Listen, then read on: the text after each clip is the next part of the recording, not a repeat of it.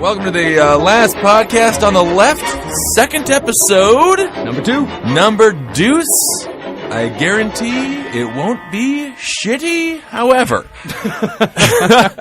I'm Ben Kissel. With me, as always, the beautiful, succulent, luscious co-host, Marcus Parks. How you doing, buddy? First of all, thank you for the kind words, and I am doing wonderfully. Hell yeah. So on today's episode, we're going to be talking specifically about demons and ghosts. Simply because we are the coolest people in the world. And this is what everybody nearing the age of 30 years discusses with their one number uno best friend. Yes. All right, so what do we got? We got demons on the list, which of course have been let's say, the arch villains of many a horror film throughout the years. Oh, it's a great subject or it's a great villain to have. It's a fantastic villain, and really a villain that is far more terrifying than others on account. You can't see it unless the demon wants you to see it. Mm-hmm. You have no ability to possibly destroy it. I have no idea. I haven't figured out how you would possibly kill a demon. Well, you can have an exorcist type of thing. Of course. If you remember, there are ways to stave them off, but for the most part, for example, Drag Me to Hell. Right. Fantastic. Sam Raimi's last movie, which I absolutely loved. What a perfect... the pinnacle of his brain, in my opinion. It was funny, it was scary, it was goopy, it was gross. Yeah. It was everything that you wanted Sam Raimi to be, and especially coming off the heels of Spider-Man 3. Yeah. Thank Christ he was able to get his horror brain back. But in that movie, there is, the old Mexican mystic. Of course. That was, and I loved that. I loved that so much because, the movie starts with this woman in contact with his demon, and her son is pulled down to hell. The very first scene of the movie is an 8-year-old being pulled into the depths of hell. It's literally terrifying. Drugged to hell. I enjoy that. Was not an elaborate piece of wording or anything like that. Drag Me to Hell. It's literally just a demon. The earth opens. Yeah. As if it's a small woman's vagina on her wedding night, and then immediately gets immediately grabs a small leg or an arm and drags it right down to hell. And then the scene it's end of the second act whenever the protagonist goes with her fortune teller buddy. And they go to this woman. She's like, I believe there is someone who can help you. And but of course, this was all, based because this all had to happen because the woman worked at an insurance company, and the elderly witch came in. Oh, she was a banker. She worked at a bank. Oh, she was a banker. Yeah. Okay, so she was a banker, and an elderly lady came in looking for a loan. Mm-hmm. And frankly, I don't know how that woman entered the bank. That's when security should have stopped. Yeah. Anytime they have black nails, and she was probably only 35. She was an old gypsy woman. Yeah, old gypsy women are terrifying. Gypsies age like dogs, and this isn't anything to say rude about dogs because I love dogs. But obviously, so this elderly, petrifying, desperate-looking, very homely, as if she would have no power in the world, which is always so ironic about the witch. They look like the elderly woman that needs help crossing the street, when in fact they're the elderly woman that's going to put a curse on you and eventually, inevitably, encourage a demon to drag you to hell. Oh, yeah. So the elderly lady goes in there, and she's like, I need a loan for whatever kind of home she had. What it was is that she needed an extension on her mortgage, because if she didn't get the extension on her mortgage, then she would be thrown out of her home. And I enjoy that Sam Raimi kind of took into account the economic situation of the time as well. A lot of people would relate to that witch gypsy woman. Yeah. And the protagonist, the girl... had just been spoken to her by her boss about being a little rougher, a little tougher. She's trying to get a promotion. That's right. And she's going ahead. She's going against an Asian fellow who is...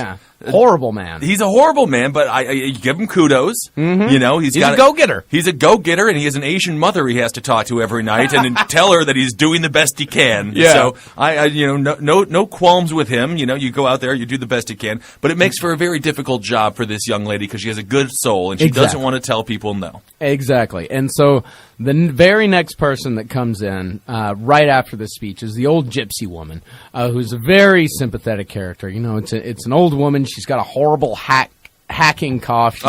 She's spitting shit up into a fucking handkerchief, and she goes in to the boss and be like, hey, we need to help this woman out. And the boss is like, well, you need to make the tough decisions. Right. And so she goes out and she denies the woman the loan. And the woman... I mean, I will say, in her she defense, made the right business decision. That's the thing. I mean, this woman isn't paying back any loan. No. Because I don't think that the gypsy, what does she do? Maybe tarot cards outside of her front stoop, or at the very best, some old skeleton bones if she throws against a wall and tells somebody you don't have cancer, or whatever it might be. So I understand the woman's, odds are this woman isn't financially successful enough to deserve this, extension. Of course. And so the protagonist, denies her the extension. Is very nice, but just like, I'm sorry, I can't do it. And so the old gypsy woman gets down on her knees and starts begging her. It's like, I beg you to give me the loan. Yeah, very pathetic scene. Very pathetic scene, yeah. And the girl, throws her off and, kind of screams, and everyone in the bank, looks and, sees that this is happening. Mm-hmm. And the whole thing comes because she shamed the gypsy woman. She's like, you shame me. She felt terrible about it. Yeah. Absolutely. And then, of course, the gypsy woman, and I'm not sure if this is the case with all demon mythology, but certainly it was in this case. I guess this is more of a witch situation, summoning the demon from hell. She grabbed the button from her jacket, and then with that button, she was able to place the curse on the woman.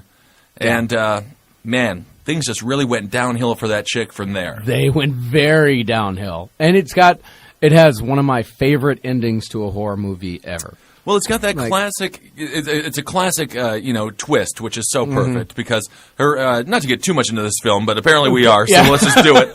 Well, I think it's important to talk about it because. It's up there with the Paranormal Activity movies. It's the best demon horror movies of the last 10, 20 years. I mean, I totally agree. It's very hard to do the demon movies right, and and Sam Raimi certainly nailed it with this one. Of course, the end is the classic. We're going to ruin it for you. Yeah. So mute it if you want to, but you should have seen the movie already. So just pause it now, watch the movie, and come back. But, of course, her boyfriend, played by, I forget the name of the guy. Yeah, it's just one of those douchey-looking guys. As a matter of fact, he's the Dell guy. No, not the Dell guy. He's the PC guy. PC guy. Yeah, John Hodgman is the Mac, and John Hodgman is the PC, this guy is the Mac. Yes, he is the Mac. So he's a stallion of a fella. He's got this one coin that he's been keeping in an envelope. And so, inevitably, the coin and the button get confused in the same envelope. Both circles. Around the same weight, around the same size. Sense. So they go through all of the pizzazz of getting the coin or getting the button to the grave, reversing the curse by putting it on. I think they put it on somebody else, didn't they? No, they gave it back to the witch. The witch, she went to the grave and dug up the witch, which is a great scene. If every horror movie needs to have a dig up the grave scene. Yeah, and it always has to be raining because God works in mysterious ways. Well, the great thing about this movie is that you get the feeling from that scene that this is the climax of the movie. It's over. Perfect. She's defeated the witch.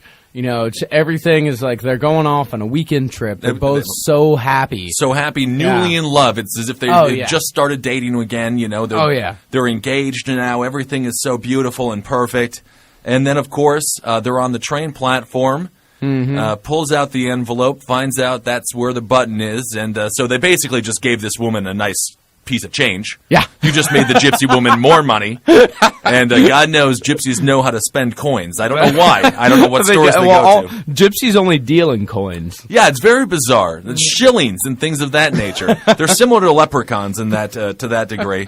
And then, of course, they're at the train station, and she realizes the button's there, looks at her watch. You have about 13 seconds before you're going to be dragged to hell. Yeah, so she grabs on her husband. Don't let me go! Don't let me go! All this shit, but what the fuck is he going to do? Yeah. He's battling the devil. Yeah. And one of the devil's many, let's call them children. And so then, of course, she gets dragged down to hell, and no one seems to notice on the platform, by the way. Well, what happens is that she falls onto the tracks. She falls onto the train tracks. And that gives Raimi the opportunity to do this amazing shot where he does the shot like up to the guy, does the shot up to the boyfriend from below, from the train track. So he has this shot of him, his reaction looking down at her. Right. And just like this intense, just his entire mind breaks. Like this man is broken. No one else is going to see this. No. And no one else can see it. It's down there and it happens in the span. It maybe takes 5 seconds. 5 seconds. Yeah.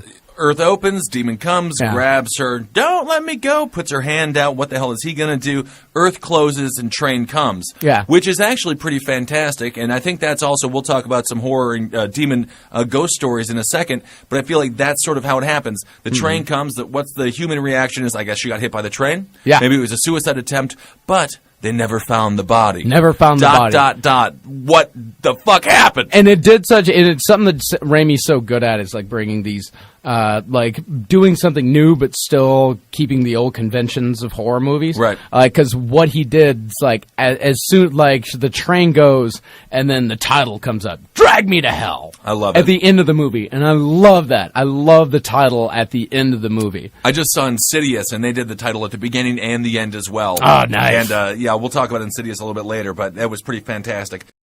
So, Marcus, you were saying that you have you feel like you've had an experience with an actual demon or a ghost. I saw something whenever I was a kid that I can't explain, and it's so vivid in my memory. It's not a dream. It's not a dream whatsoever. It's not a dream. It's something that I absolutely can't explain.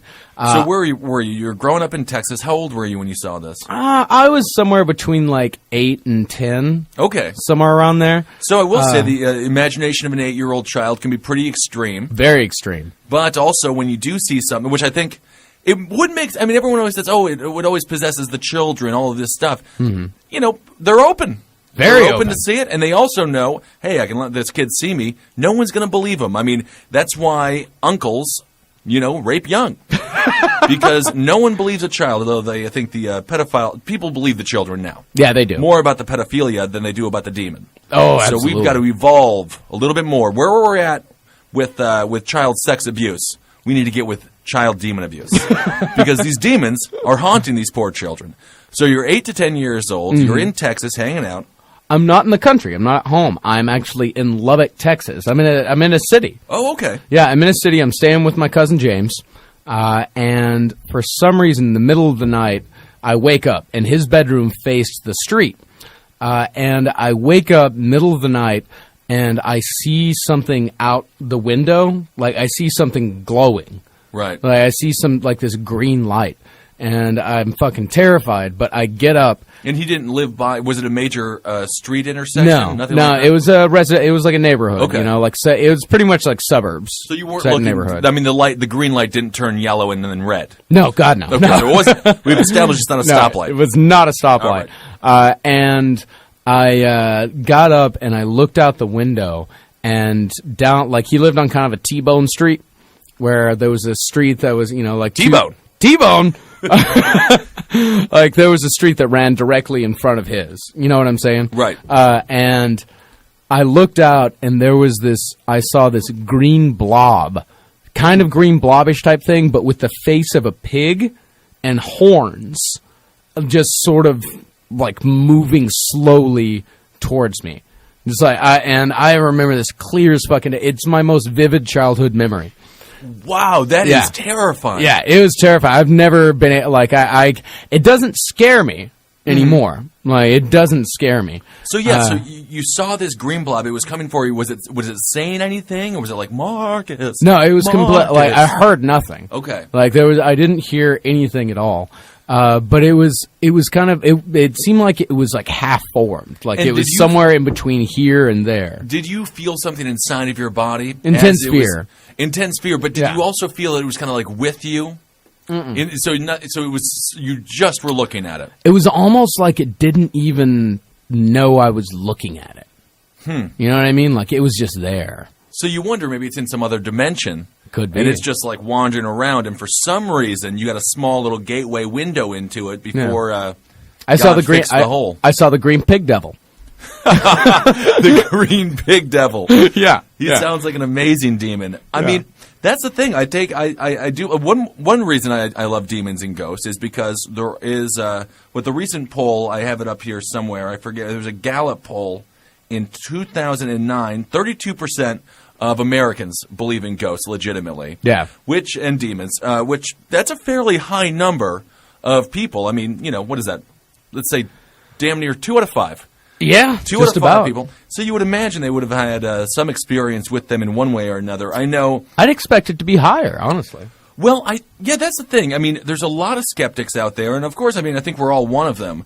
I had one, I guess it was a ghost experience growing up. I grew up very religious, and so I remember I was very fat. I was in 7th grade, and I just really wanted to lose a lot of weight and stuff like that. So I was lying down in bed. I was at my uncle's house in, what was it, someplace in Minnesota. I forget the name of the town. And I just got this overwhelming feeling of peace, which was really bizarre. Yeah. And sure enough, 2 months later, I had lost 100 pounds. Wow. I couldn't imagine you feeling peace ever. I know. This is before the booze and comedy. Yeah. So but I really did feel like there was something else in the room, and it was almost like whispering, like, you're going to be fine, all of these very bizarre things. Yeah. Which I think is the closest I've ever come to actually, like, meeting a spirit or a ghost. And it was bizarre because it felt very real. Yeah. And it was just like, and then I woke up, like, extremely refreshed. But it wasn't a dream. This was before I fell asleep. Yeah. Or maybe it was a dream. I have no idea. But, it wasn't a dream. I'm fairly certain of that. That's the only other, you never hear the positive ghost stories. The only thing that I can think of that's even close to that is whenever that ghost gave Dan Aykroyd a blowjob in Ghostbusters. And, if demons could just come and just be sucking dicks all over town, I'm sure they would be, because that's probably the sin that sent them down to hell in the beginning. I'd imagine so. I had a friend of mine, his name was Pete. He became an evangelical Christian over this. I haven't spoken to him in a little while, but I think he's running a church now. And one of the major reasons that he converted to Christianity was because he swore that he saw a demon or a ghost floating over a bridge. Okay. And the event, like, he called me, he was all emotional, he was a huge wreck. And he took the event so seriously that he completely changed his life. I don't think he drank after that ever again. Crazy. So, there is something to these ghost stories and to these sort of, like, demon situations that, people really get affected by them. They really do. We had, like, back home, like, teenagers love the ghost stories, and they love the haunted houses, and we were no different. We had a children's cemetery. Oh, perfect. Around, outside of our town. It was great, and it was all children of, like, pioneers and settlers. All kids, all kids that died whenever. Yeah, and they died dressed to terrify. Yeah. Pioneer children, that's a whole nother level of horror. Oh, it is. And there was a house, some dumb motherfucker, I don't know why, built a house right across the road and about 200 yards down. It's cocky. Very cocky. And, whoa, people, they did not last long in there. I imagine not. I would tell you, my advice to you, if Zelda Rubinstein is your realtor, do not buy any house. This house has 2 bedrooms and 3 baths. Well, it sounds nice. Is there a cemetery around here by any chance? Absolutely. That's what I'm looking for. Sold. Yeah, and there were all kinds of great ghost stories about this place. Like, they said that, and it was so weird because, like, the ghost stories didn't really match up with a children's cemetery. Mm-hmm. It was all adult ghosts. Like, there was, like, they would hear things like, they would hear poker games going on downstairs. Really? Yeah, they would hear poker games going on downstairs. They go down, nothing going on. They had radios that would turn on and play old-timey music when they weren't plugged in. That's great. And the weirdest thing, and I heard this one for myself, was a friend of, before I tell this one, there was another cassette. I have 2 cassette tape stories on this one. That's great. The first one is these 2 guys were, like, these guys, I know they're not lying because they didn't have enough imagination or the smarts to make this up. Right. Like, cows are animals, and I'm a person, and I kill cows, and then a ghost came into my house. Whoa, what was that? A ghost, yeah, I saw it. They were driving past Idella Cemetery one night, and they were listening to a cassette tape. And right as they went by the cemetery, the cassette tape started playing backwards. Unbelievable. Like, it immediately just stopped and started playing backwards. It was ridiculous. It's incredible. That's the thing, and that's the thing that is always so funny to me about Ouija boards. Everyone thinks that that's what summons the devil. But really, if you were a demon or a ghost, the way to communicate would be through the radio, through a cell phone, through any sort of electric current, not a fucking piece of wood. No. That you roll around a fake little thing on. Not at all. Now they're smarter than that. We used to have a Ouija board growing up. All of my friends, we were super into it.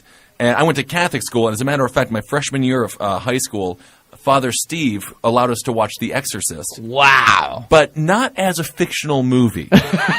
He believed it was real. Yeah. And so we literally had like an entire quarter just about the devil from The Exorcist, which was awesome. That is great. It was the first time I ever was like, Catholic school is okay. These people are insane, completely insane. Yeah. But yeah, it was a blast. And so we had a Ouija board, and we were able to summon this demon called Deb Deb. And maybe we just never let him or her finish her name, but we just went with Deb Deb. Yeah. And I'm telling you, man, we truly, the first one we ended up burning. Yeah. And then you ended up burning the Ouija board? Because it was terrified. It used to scare the cat. Lights literally used to flicker. I mean, we were young, but it would move around. We were in high school, so we weren't like that young. So we would move around, and at one point, my friend Josh Cons, he was just being a little schmuck, not realizing the power of the Deb Deb demon beast woman, or man, I'm not sure what Deb Deb is. Yeah. And he started farting on it, throwing Doritos on it, chips, any sort of puffed corn product, saying things, you're not real, Deb Deb, all this jazz. So, about an hour later, Josh leaves. He goes into his, green Pontiac, and he's driving down a Wisconsin road.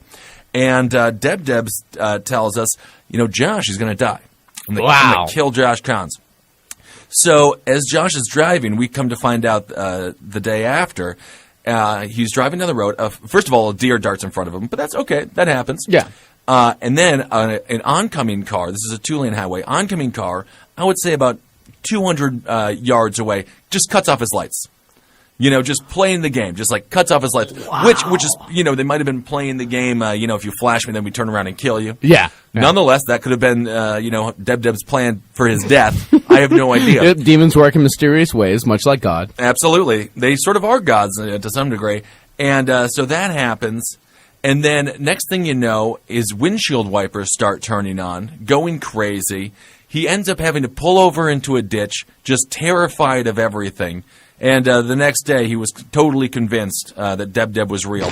He was saying, I forget, oh my goodness, I should really try to contact him for and give you a more in-depth story, because there were some other things that were happening to him that were just completely bizarre.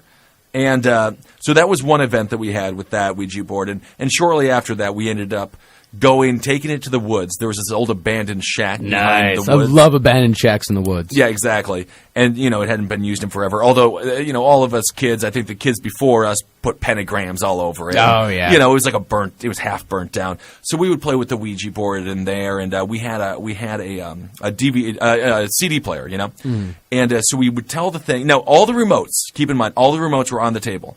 So no one was touching the remotes, and swear to God, it would start changing songs over. And it wasn't on shuffle, but we truly believed that it was real. And then we went back to Pete's house, and we burned it in the parking lot of the driveway of his house. Yeah. I mean, it's... Now, the other story that was from that house, the other cassette story, was a friend of mine found a cassette tape in this house that was just an old man reciting "Mary Had a Little Lamb" over and over again. That is so terrifying. And then he would just throw in. Then every once in a while he'd get angry and just like Mary had a fucking little lamb.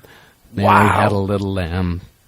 Well, he fleece as white as snow. I mean, it's just bizarre. Like how did an old man record that and then just visit the house and throw it down? It was the weirdest fucking shit ever. Why? It seems like a possession situation, doesn't it? Mm-hmm. Seems like it. I mean, it was the scariest fucking house ever. I mean, I loved it. Yeah, of course. And the other people had left the house. The people who lived there had left the house so quickly that we went in. There was still furniture in the house. We found a brand new suit in the closet with tags still on it. Really? Yeah, they didn't even finish moving out of the house. Really? Yeah, they just got essentials and got the fuck out of there. I mean, people don't just do that. No, if somebody they don't. buys a house and buys a nice suit and buys a whole series of things. Well, it was from Dillard's, but still. Well, Dillard's is one of the finest stores in Texas. I've heard great things about Dillard's. I mean, it must be something pretty traumatic to the psyche if they're just like, I am out of here. Yeah. I don't want anything to do with the house. I'm going to eat, however much money they spent on the house. Just eat it, because you're not reselling the house. No. I mean, that's the thing. I think that these people who get possessed, they kind of get a bad rap. Yeah. Because it's tough. You don't want to believe them, because if you believe them, then you have to completely change your entire worldview. And, you have to stop doing meth in the back rooms at shady bars in New York City. God knows you don't want to get sent to hell. Although, if you did have an option of living a good, pious life and becoming an angel, or living a fantastic life, such as the one that we live and becoming a demon, what are you choosing? Well, demons just seem to have more fun. They do seem to have fun here on Earth, but I have a feeling their homeland. Yeah. They don't seem to be having too much of a good time down there in the old Probably underworld. not. And that's the thing. I don't think that humans can become demons. Well, I think demons are, I think, a fixed thing. Well, the thing about... I just did some But, research it on also, it. depends. Like, is Freddy Krueger a demon? Well, that's the thing. I mean, I would say that he probably is a demon, because he's definitely dead, and he's certainly coming back to haunt people, in their dreams. Which I think that here's the thing. So some demons, if they're regarded as spirits, they can belong to either classes. So they can be once human, and then turn demon, or just never human, and then be demon. That seems to be the overall theory. You got to do some pretty bad shit to go demon. Well, I mean, I don't think me and you are going to go demon just for saying horrible shit. That's true. I mean, I think you do have to do some terrible things on Earth in order to have your life, your afterlife, being forced to continue on torturing. And maybe the torture for them is the fact that they have to stay here on Earth. Could be. And still deal with people. Yeah. It's like you hated people on Earth. You killed 15,000 of them. But now for all eternity, you got to hang out with people and keep killing them. Always. I'd rather just be a ghost or an angel and just never have to come back here. Like, say, for example, paranormal activity. Yes. Demon or ghost?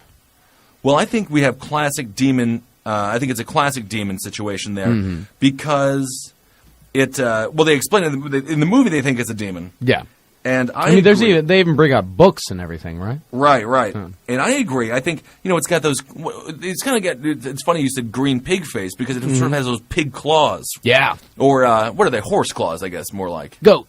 They're goat claws. Yeah. Classic devil goat feet. So certainly in paranormal, that's definitely got to be a demon. Mm-hmm. It's got a vendetta.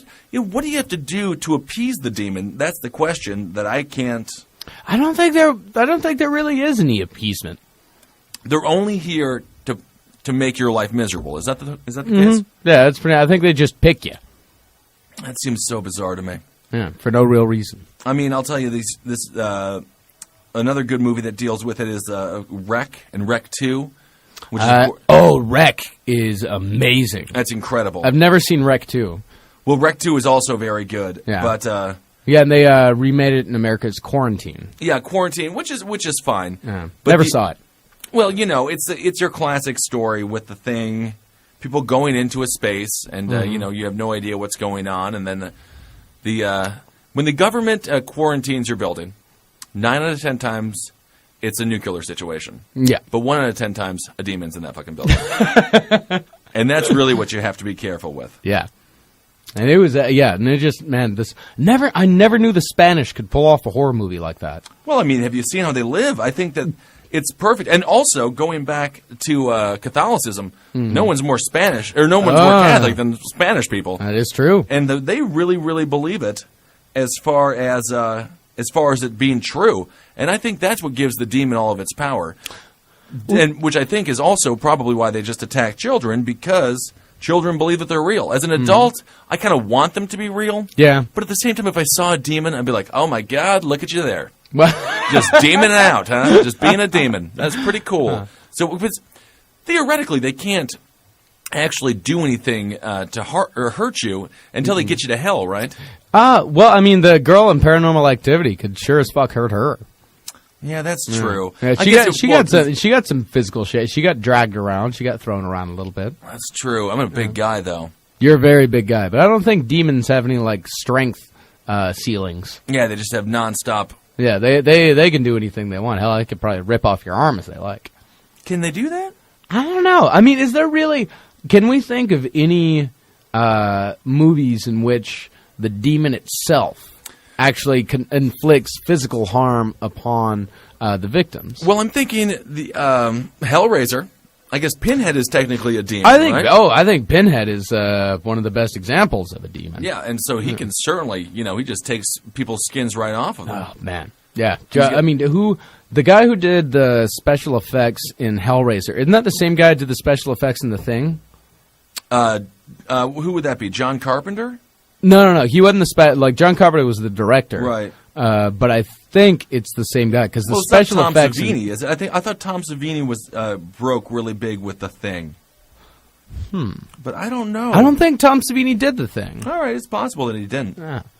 I don't know. I can't remember the guy's name, but I think it's the same. But yeah, really, just Hellraiser. There are so many terrifying moments in the first two. The first two movies are phenomenal. It's like one really long movie. That's what I love about them. The first two are fantastic. The man smoking with no skin. Oh.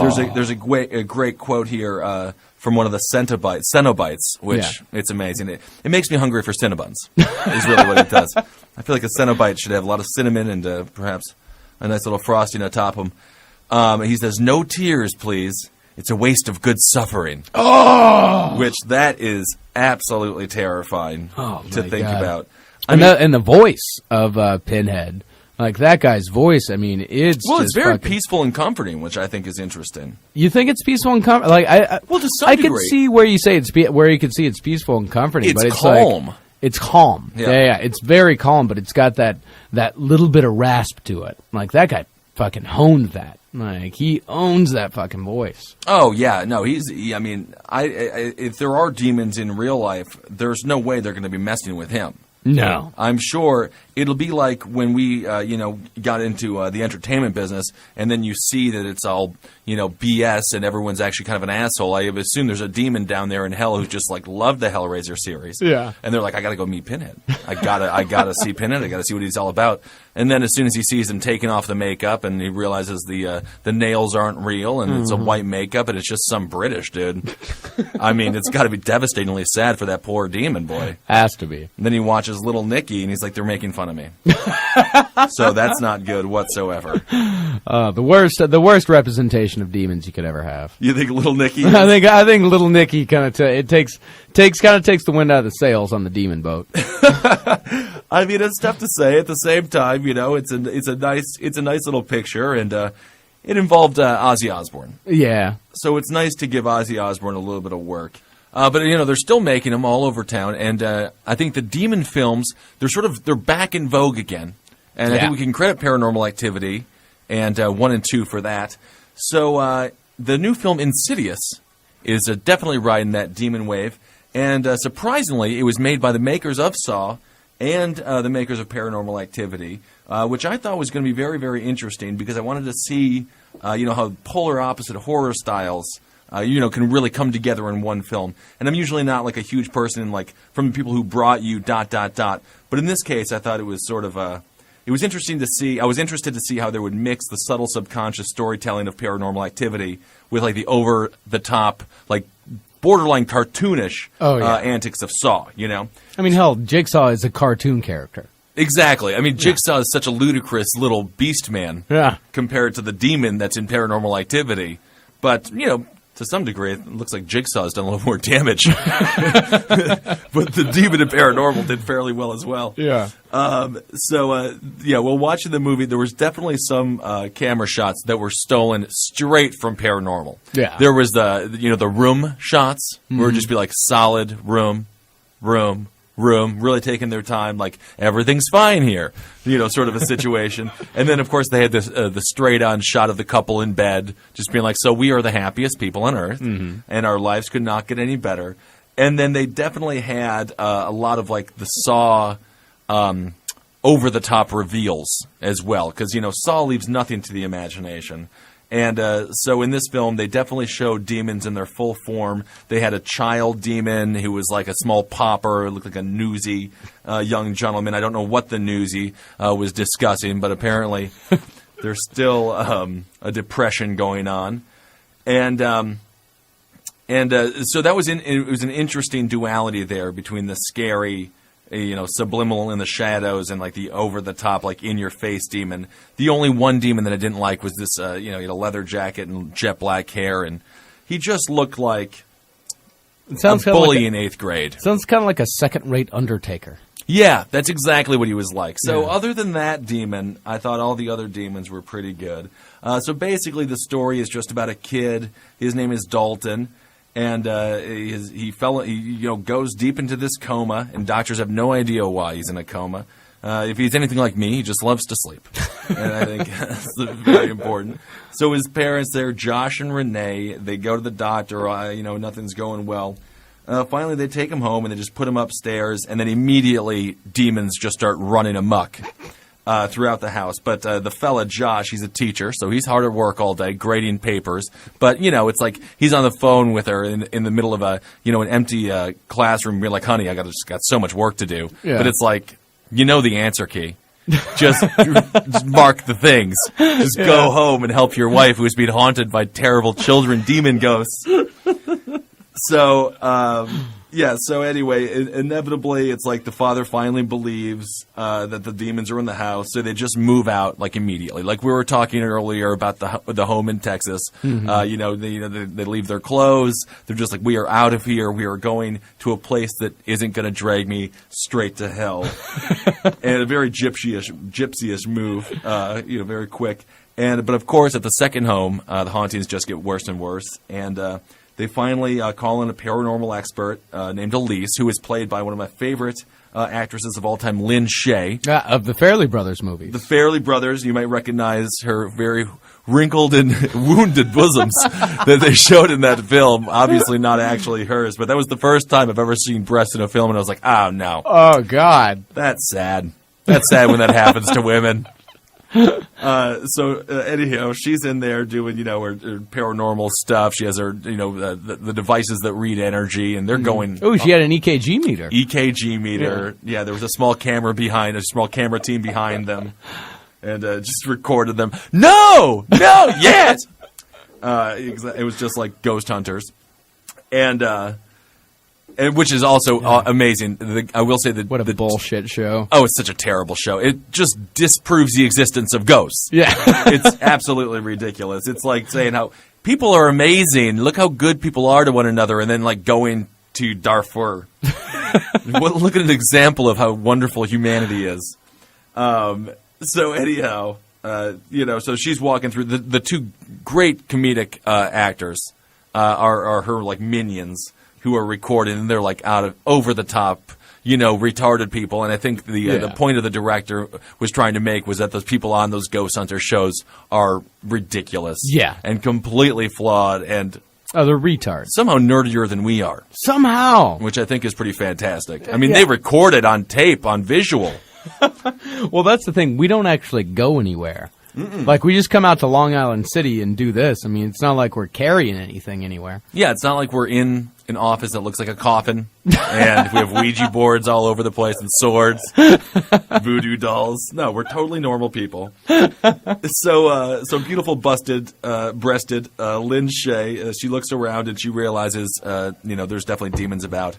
And then she presents this idea about the further. Mm-hmm. And long story short about the kid, it's not even a reveal because it's in the previews. Yeah. Which I hate the marketing for this movie, by the way. Yeah, I saw there's posters are all over the trains. And the posters, it's not just the house that's haunted. And it's like, why are you telling me that? Yeah. Because then, 45 minutes into the film, when that point is revealed, you're like, I know. I totally know this. It's on every poster for this film. Yeah. But anyway, a mild hook on that is the kid, the kid's in something called the further. His soul is a traveler, which, whatever. Yeah. The father finds out that he's a traveler, And so he, realizes he was once haunted as a child. Long story short, he goes over to the Further, confronts all the demons. There is a fantastic homage to the original Nightmare on Elm Street with the main demon, who does look much like Darth Maul. Not the most creative makeup job ever, but, truly terrifying to some degree. They do a fantastic homage to Nightmare on Elm Street. The very beginning sequence when Freddy is sharpening his claw. Yeah. They have the exact same camera angle, and it's just the demon claw on there, which was great. And it was. I wouldn't want to meet the demon. Yeah. I would want to meet. I would almost. It's tough to say if I'd want to meet Freddy or the demon more. I think Freddy I might want to meet just because he might get you off. Yeah. He might try to. Depending on the mood that he was in. Yeah. Sometimes men like blowjobs, sometimes men like to eat a lady out. Hopefully Freddy would be in the mood to eat me out. So overall, I would say this is a fantastic film. It's scary. I give it 3 out of 4 fats, which is good. Yeah. That's 3 out of 4 fats is wonderful. Yeah, 3 out of 4 fats. So it's almost obese. I'll give it a Montana housewife. Nearly obese, but just thin enough to stay married to the fellow who makes $150,000 a year. But I would say be careful if you're on a date. Girls find these films very, very scary. If she goes down on you, she might bite off the old ween. There are some moments of fear. So I think the film found a good middle ground between the Saw and Paranormal Activity. My only complaint, no bosom. None. So that's it. Well, I mean, there's a lot of kids. Like that. Whenever there's a kid involved in the movie, then usually the tits aren't going to come out. You think that's an overall theme? I think that's an overall theme. I guess so, but... Well, what movie broke the Sixth Sense? No breasts at all. Yeah. I think also Demon... Exorcist, no breasts at all. Oh, that's true. I mean, then again, I don't know if I want to see any one of those characters' bosoms. I don't know. The mom was all right. The mom was all right, and that elderly priest fella. Yeah, I imagine he had some pretty good bosoms going. Probably looked like Lynn Shay and fucking whatever, something about Mary. Yeah, oh, it was a great film. All right, well, I guess we're going to wrap up this second episode of The Last Podcast on the Left. Let's do it. Absolutely. All about demons. Next week, I think we're going to talk, God knows what, yeah, serial killers or leading ladies of film, of horror film. Well, you better stay tuned to listen to The Last Podcast on the Left.